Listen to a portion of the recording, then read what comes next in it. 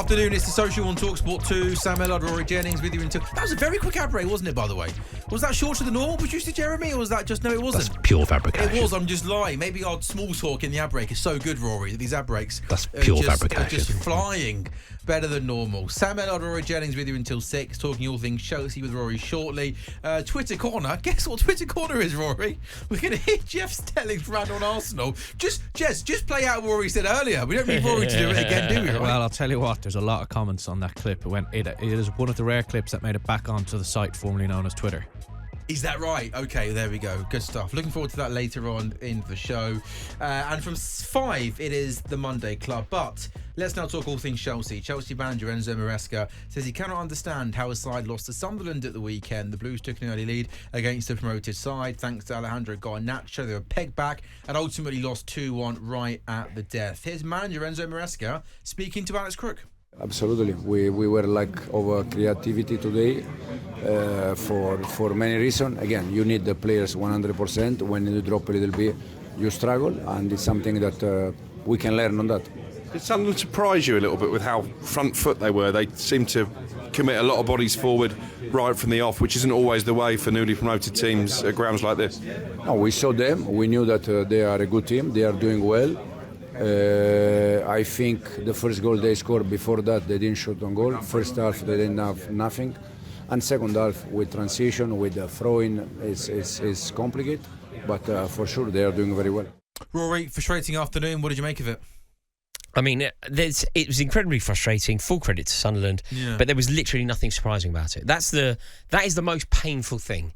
There was almost an expectation that it could come crashing down, because every time Chelsea step out, we have no experience in the team. We have absolutely no leaders in the team. Our best player is injured. So we are always a Rizzler paper away from a catastrophic defeat. And losing at home to Sunderland, depending on what you think your aspirations are at the beginning of the season, losing at home to Sunderland is damaging.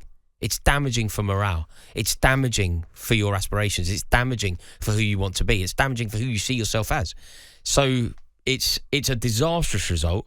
But it's not really surprising. When you look at Chelsea's fixtures so far this season, nothing inspires you, really. You've got the Liverpool win, which was huge and felt big at the time, but obviously they're in a rut. You think about the teams that we've beaten. We've beaten 2 teams who have both sacked their managers. So both teams that we've beaten have already got rid of their managers. Sure. We've beaten West Ham. They've subsequently got rid of Potter. We've beaten Nottingham Forest. They've subsequently got rid of Postecoglou. The fixture computer has been very kind to us.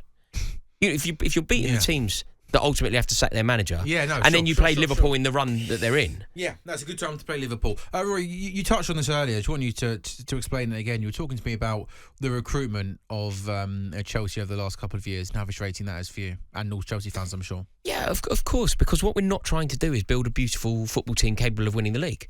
Like, when you look at Chelsea's squad, it's very easy to see what it needs. It's very easy to see a way to elevate it. It's very easy to see ways of injecting some genuine quality. And it's a great team. There's some really exciting young players, and all it needs is to marry up that youthful exuberance with some proven quality footballers. For example, in the transfer window, if we wanted to genuinely win the league, if this ownership had Chelsea's best interests at heart and wanted to create the best football team out of Chelsea, what they would have done is sell a player like Noni Madueke, and then the way that you improve is you sell Madueke and you buy Eberechi Eze. That way you're a better team. That's the way that you win a league. What we did was sell Madueke and go and buy Jamie Gittins. You're like, wait, what? Sell Madueke, go and buy Buonanotte. What? Sell Madueke, go and buy Garnacho. A player who they're buying because it was a market opportunity, not because he would elevate. It was the last thing in the world we needed was another inside forward. What we needed was Eberechi Eze combined with Donnarumma, combined with Mark Gahey. Sure. That could have easily happened for the amount of money that we were ready to spend. But we're not going to go and spend we're not going to go and buy Mark Gahey for 60 million quid because he's 27 years old. And it means the sporting directors and the ownership cannot make a profit on a player like that. Yeah, I think that's really well summed up. And the centre-back one is absolutely remarkable, isn't it? And I think you saw a great example of that on Saturday, didn't you? With the way Tosin and Chalobah defended that Sunderland second goal, which was absolutely, it felt like schoolboy defending, didn't it? When the centre-forward holds the ball up and they're literally just sitting off him, almost allowing him just to pass the ball. And I could not believe that you went into the summer without signing another centre-back, especially after Levo Cole goes down? Yeah, I mean, Tosin Adarabioyo is not a Premier League centre-half. You know, he's just not. And actually, Ampong's an excellent player, but he's a child. He's a kid, He's a kid. Like, why are we not going out and signing a Mark Gahey, a Thiago Silva, a player that can come in ready, proven, to make you quality? Over the history of Chelsea, there are countless examples of going out, buying a big, recognised, in his prime, centre-forward. Centre-half, sorry. And centre-forward, but centre-half as well. Like, go out and buy Marcel Desailly. Go out and buy Ricardo Carvalho, who's just won a Champions League. Go out and buy Thiago Silva, who will elevate you to win another Champions League. Why are we only buying kids? It's so stupid. And you can see there is such a clear pattern. Even good players who are young can cause you havoc. Like, for example, Liverpool, the reason that they're in the situation, part of the reason that they're in the situation that they're in is because whatever you think of Darwin Núñez and Luis Diaz, whether you think Ekitike is better, whether you think Isak's better, well, not Isak so much, but whether you think Ekitike and Florian Wirtz are better, Luis Diaz is in the prime of his career. Darwin Núñez is in the prime of his career. Florian Wirtz and Ekitike are kids. Sometimes you just need a 28-year-old to drag you to victories. And Chelsea just will not do that. Rory, when you look at Enzo Maresca's first season on paper, you have to probably say he ticked all the boxes in terms of getting top 4 football, in terms of winning the Conference League, although obviously that was expected. And then he goes to the Club World Cup and picked up that trophy. But it still feels like at the start of this season and throughout last season, there's so many Chelsea fans are just so unsure about Enzo Maresca. Where are you at with Maresca? No, I'm not unsure. I'm terribly sure that he is a distinctly average manager. No, I'm not on the fence. Sure, okay. I think he's a B-Tech manager. I think he is just about a Premier League manager, and I think he would probably do a decent job at a club like Brighton, at a club like Brentford. I think that is his level. I don't think he is a Champions League level manager at all.